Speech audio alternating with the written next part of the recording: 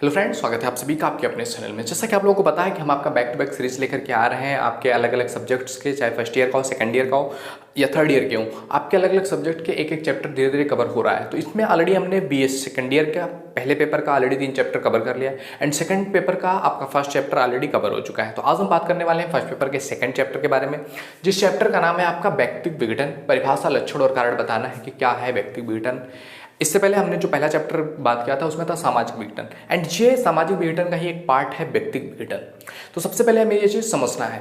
तो देखो, व्यक्तिक विघटन क्या होता है कि व्यक्ति का अपने समाज से या जिस माहौल में वो रह रहा है, जिस घर में रह रहा है, उससे टूट जाना, उससे ब्रेक हो जाना, यानी कि उसकी मनोवृत्ति के आधार पर, उसकी मानसिकता के आधार पर, उसके कर्मों के आधार पर, मतलब वो जिस समाज में रह रहा है उससे थोड़ा सा अलग हो जाना, उससे ब्रेक हो जाना, उसकी मनोवृत्तियां अलग हो जाए, उसकी सोच अलग हो जाए, वो चीज़ों को लेकर के जिस तरह से सब एक तरह से सोचते हैं उससे अलग हो जाए, तो ये कहलाता है आपका व्यक्तिक विघटन। यानी कि एक व्यक्ति जो एक सोशल मार्क होता है कि इस पर सभी लोग चल रहे हैं, या एक सोशल पाथ होता है, या एक कल्चर का डिजाइन होता है कि इस तरह से हमें चीज़ों को करना है, उससे थोड़ा सा अलग हो जाए, तो वो कहलाता है आपका व्यक्तिक विघटन। यानी कि व्यक्ति विघटित हो चुका है, व्यक्ति अपने मार्ग से हट चुका है, जिस मार्ग पर उसको चलना चाहिए, जिस मार्ग पर समाज चलते हैं उससे वो थोड़ा सा अलग तरीके से चल रहा है, अलग हो गया है, तो वो कहलाता है व्यक्ति का टूट जाना। तो इस पर अपना विचार रखते हुए कुछ विद्वानों ने अपनी बात रखी है। देखो, जब भी आपसे क्वेश्चन पूछा जाएगा, जैसे क्वेश्चन पूछ लिया गया कि व्यक्तिक विघटन को परिभाषित करते हुए इसके लक्षण और कारण का सविस्तार वर्णन करो, इसी तरह से क्वेश्चन पूछे जाते हैं आपसे 20 नंबर के। तो अगर आपसे ये क्वेश्चन पूछ लिया गया है तो सबसे पहले आपको क्या करना है, जैसे कि मैंने आपको बताया कि क्या है व्यक्तिक विघटन, सबसे पहले आपको अपना ओवरव्यू देना होगा एंड इसके बाद आपको कम से कम 2 विद्वानों का स्टेटमेंट देना होगा कि वो इस बारे में क्या सोचते हैं। तो इस पर अपना राय रखते हुए एलियट और मेरिल कहते हैं कि विघटित व्यक्ति दूसरों के साथ अपनी भूमिकाओं की अदायगी करने में असमर्थ होता है। यानी कि जो व्यक्ति समाज से विघटित हो जाता है, जो व्यक्ति विघटन की स्थिति में आ जाता है, वो जो समाज होता है या दूसरे व्यक्ति हैं या एक फैमिली में रह रहा है तो उसकी फैमिली के जो दूसरे सदस्य हैं उनके साथ अपनी जो भूमिकाएं हैं उसकी अदायगी करने में असमर्थ हो जाता है। यानी कि उसकी कुछ रिस्पॉन्सिबिलिटीज हैं, अगर वो फैमिली में है, एक समाज में है, तो उसकी एक रिस्पॉन्सिबिलिटी है, और जब वो अपनी रिस्पॉन्सिबिलिटीज को क्या करता है, उसको पूरा करने के लिए, उसको जो रोल दिया गया, उसको जो भूमिका दिया गया, उसको पूरा करने में वो असमर्थ अपने आप को पाए, तो इसलिए सामाजिक विघटन की प्रक्रिया की एक श्रृंखला की स्थिति पैदा होती है कि इस तरह से सामाजिक विघटन स्टार्ट हो जाता है। परिवार व्यक्तिक विघटन स्टार्ट होने से ये भी क्या है, एक दोनों लिंक है।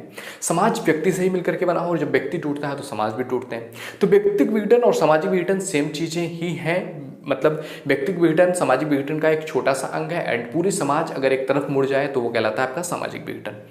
तो इस तरह से इन्होंने परिभाषित किया हुआ है। इस पर अपना विचार रखते हुए मावरर कहते हैं कि व्यक्तिक विघटन व्यक्ति के ऐसे सभी व्यवहारों और संकेतों की ओर संकेत करता है जो सांस्कृतिक रूप से मान्यता प्राप्त आदर्श नियमों से इस सीमा तक हट गए हैं कि वो उसकी निंदा करने लगे हैं।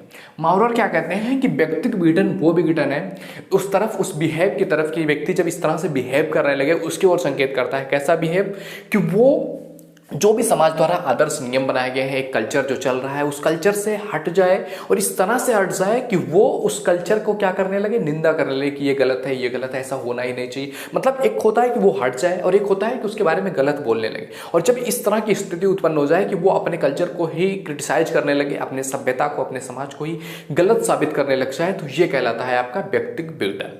तो इस तरह से इन्होंने अपने विचार रखे। देखो, व्यक्तिक विघटन अच्छा भी हो सकता है, बुरा भी हो सकता है, गलत भी हो सकता है, सही भी हो सकता है। उस पर क्या है उसके बारे में हम आओ लास्ट में बात करेंगे।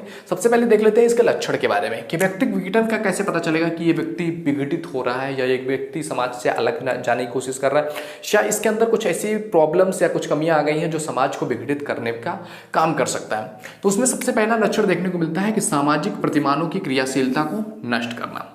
सामाजिक प्रतिमानों की क्रियाशीलता को नष्ट करना यानी कि समाज के द्वारा जो प्रतिमान बनाए गए हैं कि ऐसे व्यक्ति को रहना चाहिए, एक कल्चर है, एक समाज है, एक रिलीजन है, तो उसके हिसाब से आदमी को जीना है, तो उसके जो प्रतिमान है उसको नष्ट कर दे रहा है। अगर कोई व्यक्ति बोल रहा है ये प्रतिमान किसी काम के नहीं है, मतलब ये कुछ भी नहीं है जिसका हम यूज कर सकें या जिसको हम लेकर के आगे बढ़ सकें, या ये समाज को जीने के लिए ये इंपॉर्टेंट है, ऐसा कुछ भी नहीं है। मतलब प्रतिमानों को क्या करें, पूरी तरह से ध्वस्त कर दे, नष्ट कर दे। ऐसा अगर लक्षण दिखाई दे रहा है, इट मीन्स वो व्यक्ति क्या हो रहा है, विघटित हो रहा है।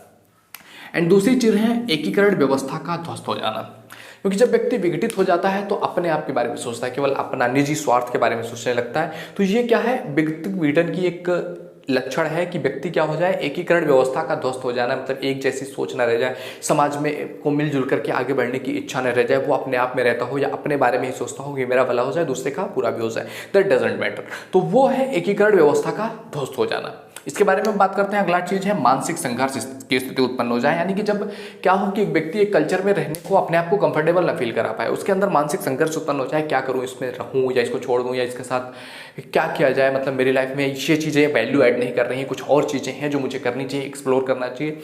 जब इस तरह का मानसिक संघर्ष उत्पन्न हो जाए एक व्यक्ति के अंदर, इट मीन्स कि वो व्यक्ति अब विघटित होने वाला है, या वो समाज के द्वारा, क्योंकि अगर उसको समाज के प्रति जो भी नियम बनाए गए, जो भी कानून है, जो भी प्रतिमान है, अगर वो संतुष्ट है तो उसके साथ वो रहेगा। अगर उसके अंदर मानसिक संघर्ष उत्पन्न हो रहा है, क्या ये सही भी है या गलत है? अगर संघर्ष की स्थिति उत्पन्न होगी, इट मीन अब ब्रेक होने वाली है वो चीज। तो विघटित होने का सामाजिक जो है मानसिक संघर्ष उत्पन्न हो जाना। अगली चीज है स्वार्थ की भावना। अगर एक व्यक्ति बहुत ज़्यादा स्वार्थी हो जा रहा है तो वो फिर अपने बारे में ही सोचेगा, दूसरों के बारे में नहीं सोचेगा। किसी सामूहिक जो उत्तरदायित्व होता है, एक सामूहिक सद्भावना होती है, वो चीज़ें उसके अंदर खत्म हो जाएगी, क्योंकि वो स्वार्थ के अंतर्गत अपने बारे में ही सोचेगा। और जब कोई व्यक्ति केवल अपने बारे में सोचेगा, समाज को नहीं देखेगा, तो समाज भी उसके बारे में कब तक सोचेगा। तो इससे क्या होता है, व्यक्ति का विघटन होना स्टार्ट हो जाता है, तो व्यक्ति विघटित होता है। तो इस तरह से ये सारे लक्षण अगर आपको देखने को मिलते हैं, इट मीन्स वो व्यक्ति विघटित हो रहा है, तो इसको कहते हैं व्यक्तिक विघटन। अब इसके कुछ लक्षण तो हमने देख लिया, आप जानते हैं कि इसके कारण क्या है, क्यों ऐसा होता है, क्या वो स्थिति उत्पन्न होती है जब व्यक्ति को इस तरह से करना पड़ता है या व्यक्ति इस तरफ रुझान लेकर के जाता है। तो सबसे पहली चीज इसमें आता है व्यक्तिवादी मनोवृत्ति में वृद्धि। जब किसी में भी व्यक्ति में व्यक्तिवादी मनोवृत्ति की वृद्धि हो जाए, यानी कि उसके लिए समाज से ज़्यादा अपनी इंपॉर्टेंस हो जाए, कि मतलब जो है सब मेरा होना चाहिए एंड ये किसी और के लिए नहीं होना चाहिए। यानी कि जब हर एक चीज़ आप केवल सेल्फ के साथ कनेक्ट करते हो कि हाँ ये सिर्फ मेरा होना चाहिए या मेरे साथ ये कनेक्ट होना चाहिए एंड किसी का नहीं होना चाहिए। तो क्या है, अगर आपके अंदर इस तरह की मनोवृत्ति आ रही है, व्यक्तिवादी मनोवृत्ति आ रही है, समाज की जो समाजवादी मनोवृत्ति होती है उससे अलग होकर के आप केवल अपने एक अलग मनोवृत्ति के साथ चलना स्टार्ट करते हो, तो वो क्या होती है, आप एक विघटित हो जाओगे क्योंकि आप समाज के साथ फ्लो में नहीं चल रहे हो। एंड दूसरी चीज़ है पारिवारिक विघटन। इसका महत्वपूर्ण कारण है पारिवारिक विघटन मीन्स क्या है, जैसे समाज है तो समाज एक परिवार है। अब परिवार मतलब परिवार समाज का एक बहुत महत्वपूर्ण हिस्सा है, और परिवार में अगर कोई पुरुष है वो जाकर के दारू पी रहा है, शराब पी रहा है, जो है जुए खेल रहा है, जिससे कि आने के बाद वो अपने परिवार के साथ भी अच्छा बिहेव नहीं करता है, परिवार के पैसों को उड़ा रहा है, तो इससे क्या होगा, परिवार में क्लेश उत्पन्न होगा और उस व्यक्ति के साथ विघटन होना तय हो जाता है। तीसरा चीज है, देखो जैसे मनोवृत्ति पर मैंने बात किया होता है व्यक्तिवादी मनोवृत्ति, तो मनोवृत्ति क्या बनता है, समाज के द्वारा एक निश्चित आयाम होता है, एक प्रतिमान होता है कैसे चलना चाहिए। एंड जब हम उसके जो भी हमारे रिलेशन, चाहे पेरेंट्स के साथ हो, भाई बहन, अलग जितने भी रिलेशन है, उन सभी रिलेशन की एक भूमिका होती है, और जब उसमें आप अपने आप को कंफर्टेबल नहीं महसूस करते हैं, अलग मनोवृत्ति आ जाती है, तो इसमें विघटन स्टार्ट हो जाता है। एंड तीसरी चीज़ है सामाजिक विघटन, यानी कि जब आप सामाजिक प्रतिमानों को तय करने के लिए रेडी ना हो पाए, या समाज द्वारा बनाए गए जो भी प्रतिमान है उस पर अपने आप को खड़े करना, अपने आप को खरा उतारना आपको कंफर्टेबल ना लग रहा हो, तो वो कहलाता है आपका सामाजिक विघटन। एंड इसके बाद देखते हैं फोर्थ नंबर का आपका है आर्थिक कारण भी है सामाजिक विघटन के। इसमें कारण आता है निर्धनता और बेकारी भी आ जाता है।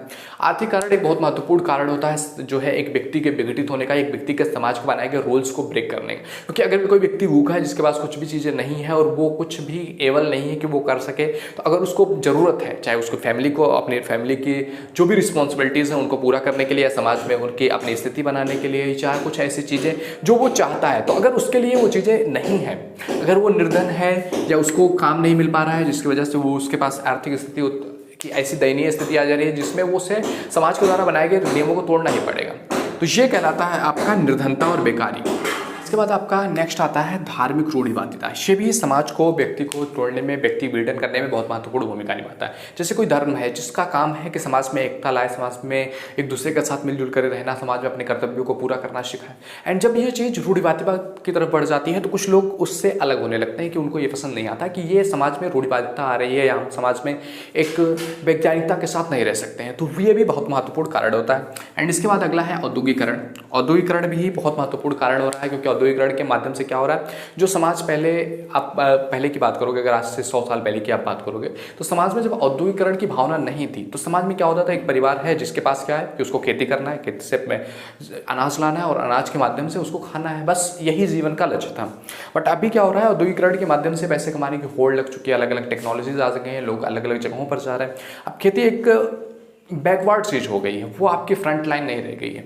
तो इस तरह से चीज़ें जब हम देखते हैं, समझते हैं कि औद्योगिकरण जब आ रहा है तो इसके माध्यम से टेक्निकल चीज़ों पर ज़्यादा जोर दिया जा रहा है। लोग अब जो है फिजिकल चीज़ों की तरफ बहुत अट्रैक्ट हो रहे हैं, जो भौतिकवादी दुनिया है उसकी तरफ अट्रैक्शन लोगों का बढ़ता जा रहा है, जिसके लिए वो अलग अलग चीज़ों की नीड है। अब उन नीड को पूरा करने के लिए उनके पास पैसे चाहिए, तो उसके लिए उनको अलग अलग चीज़ें करनी पड़ेंगी। एंड कभी कभी हो सकता है वो चीज़ें समाज के प्रतिमानों पर खरी ना उतर रही हूँ, तो वो कहलाएगा औद्योगिकरण भी एक कारण हो जाता है। एंड इसके बाद है अगला दोषपूर्ण संगति। ये बहुत महत्वपूर्ण भूमिका निभाता है, क्योंकि अगर आप के पास कितना भी बेहतरीन घर हो या घर का माहौल कितना भी अच्छा हो, लेकिन आप जिन लोगों के साथ रहते हैं अगर वो लोग ही ऐसे हैं, उनकी संगति की अगर आप कर रहे हो और वो गलत हैं, तो आप भी उसी की तरह होते चले जाओगे। इसीलिए कहते हैं संगत का बहुत बड़ा इंपैक्ट पड़ता है आपकी लाइफ पर, आपकी पर्सनालिटी पर, आपके पर्सपेक्टिव पर। तो ये चीज़ें हैं जिसकी वजह से समाज में एक व्यक्ति विघटित हो जाता है। एंड भी और भी कुछ चीज़ें हैं। अब विघटन में भी एक प्रॉब्लम आता है कई बार हम, क्योंकि विघटन जो हमने पहले ही बताया था आपको सामाजिक विघटन में फर्स्ट में, कि विघटन मतलब टूटना, यानी कि मतलब जो सामाजिक प्रतिमान चला आ रहा है उससे थोड़ा सा भी अलग हुए आप विघटित कहलाएंगे। चाहे समाज विघटित हो रहा हो, मैंने आपको एग्जाम्पल भी दिया हुआ था कि पहले जैसे कि छुआछूत की भावना थी, अब उससे जब अलग होकर के किसी ने उसके खिलाफ आवाज उठाया तो उनको भी कहा गया कि यह समाज से विघटन हो गया। लेकिन आगे चल करके वो प्रोग्रेस का एक साइन बन जाता है कि एक दूसरे के साथ भेदभाव की भावना खत्म हुई। इसी तरह से व्यक्ति जब विघटित हो रहा है, इसके पीछे दो रीजन हो सकते हैं या दो टाइप हो सकते हैं। पहला है सृजनात्मक, दूसरा है व्याधिनात्मक। सृजनात्मक यानी कि मतलब अगर आप एक समाज है, एक समाज की ओर एक लाइन है कि सबको यही करना चाहिए या इसी वे में चलना चाहिए। अगर कोई व्यक्ति कुछ क्रिएटिव कर रहा है या कुछ अलग करने की कोशिश कर रहा है, शुरुआत में हर कोई उसका जो है विरोध करता है कि नहीं ऐसा नहीं होना चाहिए। शुरुआत में हेलीकॉप्टर या जहाज बनाने की कोशिश किया गया, सभी ने उसका मजाक उड़ाया था, ऐसा कभी हो सकता है? तो उसको भी क्या कहा गया, ये तो पागल हो गया, ये विघटित हो गया। लेकिन जब बाद में वो चीज़ें आती हैं समाज में तो फिर लगता है कि हाँ ये विघटन सही था, शायद ये प्रोग्रेस के लिए हुआ।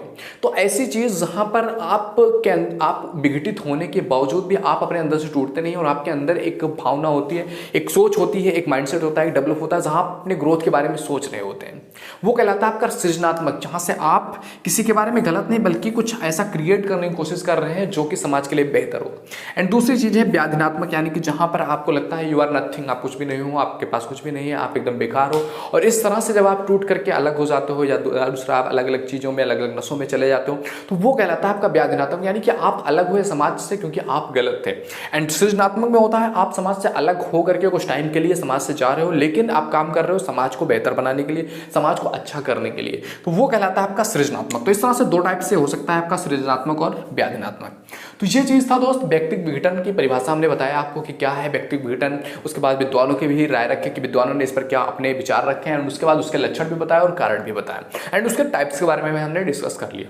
तो ये था हमारा सेकंड चैप्टर जिसमें हमें व्यक्तिगत विघटन के बारे में पढ़ना था। आई होप वीडियो में पसंद आया होगा। वीडियो पसंद आया तो लाइक जरूर करो। पहली बार चैनल पे आए please visit the channel, it is the most important channel if you are BA, तो जाकर के एक बार चेकआउट करो। ऑलरेडी 1400 वीडियो अपलोडेड है इस चैनल पर बीए से रिलेटेड, तो जाओ देखो। ऑलरेडी प्लेलिस्ट आप जाकर के देखोगे, that will be very helpful for you कि आप जाकर के देखो प्लेलिस्ट में आपके अकॉर्डिंग कौन कौन से सीरीज वाइज है, तो आप जाकर के पूरा सीरीज कंटिन्यू कर सकते हो, जिससे कि आपको पूरा एक लाइन से आपका पूरा सिलेबस कंप्लीट होता हुआ आपको दिख जाएगा। ओके, मिलते हैं आपसे अगले वीडियो में। अगर आपको पसंद आया तो शेयर जरूर कीजिए ताकि और भी लोगों तक ये चीजें पहुंच सके। ओके, मिलते हैं आपसे अगले वीडियो में। Thank you, bye bye.